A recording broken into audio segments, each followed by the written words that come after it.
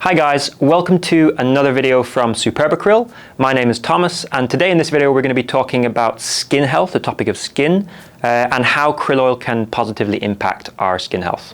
So we'll be covering a lot of different information in this video. We'll start out by understanding a little bit more about skin health. What are the functions of skin? What is the skin? We'll talk about nutrition and how nutrition can impact our skin health, especially when it comes to internal factors and external factors. And then we'll of course talk more about krill oil, the nutrients in krill oil, and how they can actually benefit our skin from within.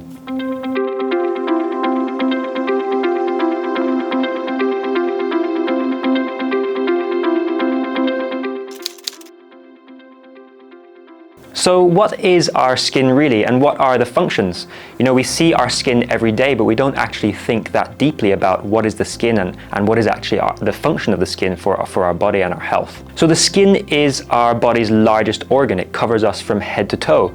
It has a lot of different functions. It's first of all, of course, the barrier to the world, the protection against the elements and things like the weather, but it also has a lot of functions like, for example, retaining moisture, keeping our water levels in.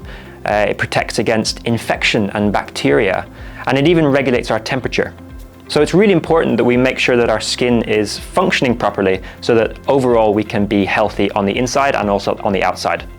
Okay, so let's take a little look at the layers of the skin and how they actually support the overall skin functioning. So there are three main layers in the skin. The first one, which is the outer layer, is the epidermis. You've got a middle layer called the dermis and an inner layer called the hypodermis. So we'll take a little look at these three layers just to understand their kind of functioning. So we'll first take a little look at the epidermis, which is the outer layer. So the outer layer of our skin gives us our complexion, our skin tone, and our texture. And the epidermis is actually made up of also several smaller layers where the skin cells are actually generated, and then they gravitate outwards towards the outer part of the skin. So the skin cells are kind of continuously regenerating over time, and this actually takes about 5 weeks for your skin cells to be generated and then to actually gravitate out towards the outer layers. The second layer, or the middle layer, is actually called the dermis. So the dermis is the largest part of the skin. It's mainly made up of things like connective tissues, which includes collagen and elastin, and really kind of gives the strength to our skin. It's also the area where the blood vessels and the hair follicles and some of the ducts are located.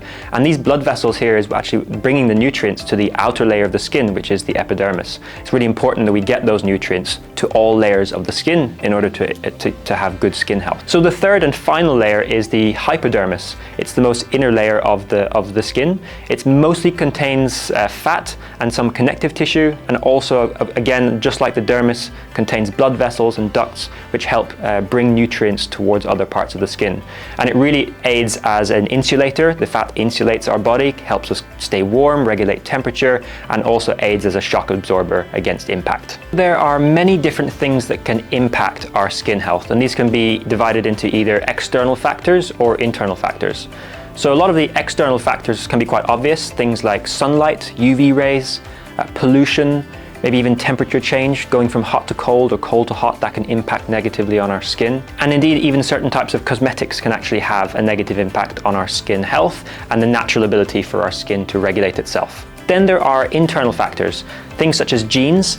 Genes can be very difficult to change, of course, but what we can change is our nutrition, the food we eat, and our lifestyle. And this can actually have a profound impact on our skin health.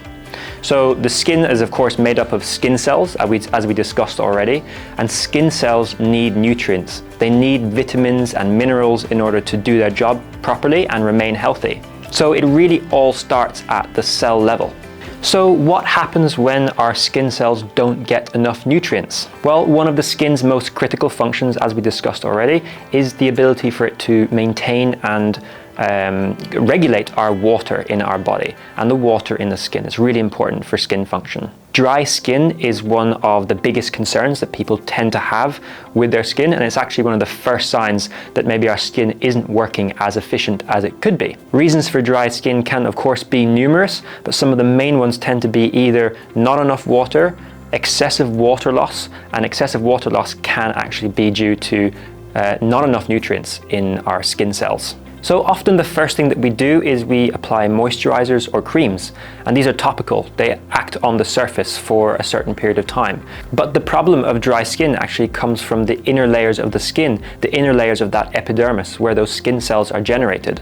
And it's really important that we need to make sure and target those skin cells in order to make sure that they have enough nutrients in order to be healthy and function properly, in order to help against things like dry skin.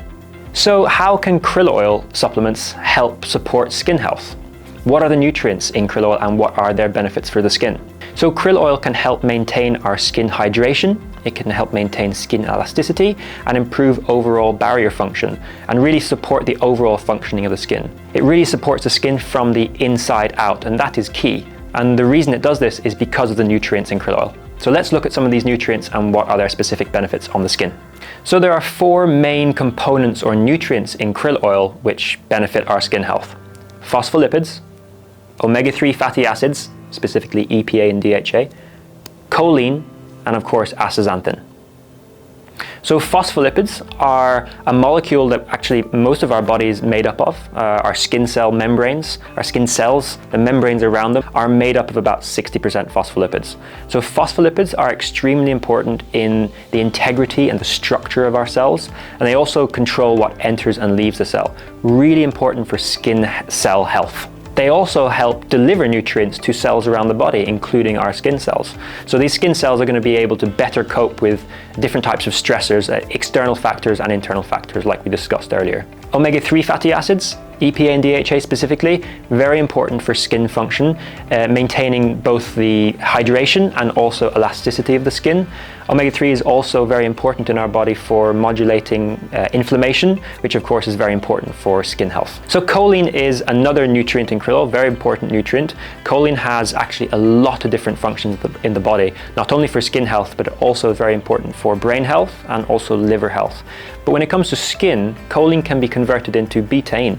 And betaine is another molecule and another nutrient, which is an osmoregulator, which helps to maintain the balance of water in our skin cells and helps the skin to retain moisture. So astaxanthin is the 4th nutrient in krill oil. Astaxanthin is an antioxidant, and the main role of this antioxidant is to protect our skin cell membranes against oxidative damage, which is caused by things like free radicals. So free radicals are produced from UV rays, pollution, things like this, and it's really important that we have an antioxidant to help neutralize those free radicals and help our skin cells remain healthy over time. So what does all this mean? Well, for our skin to be healthy and do its job properly, the skin needs to be able to retain moisture and regulate its water content effectively. And in order to do this, it needs nutrients. Krill oil contains specific nutrients, phospholipids, omega-3 fatty acids, choline, and astaxanthin, and these 4 nutrients all work together to help improve the hydration, improve elasticity, and improve the barrier function of our skin. The result of this is actually that you might find that your skin looks and feels more smooth and soft. So have you been taking krill oil? Have you noticed any differences in your skin health? Krill oil has lots of different benefits for our body in many different areas, especially things like heart health and liver health, but these can be difficult to see on the outside. Skin health is one of those health areas that you can really see a difference and see a benefit from taking krill oil. So we'd love to hear from you. If you have any experiences that you'd like to share, please stick them in the comments section. If you have any questions, of course, reach out. We'd love to hear from you. And for the rest, we will see you in another one of our videos.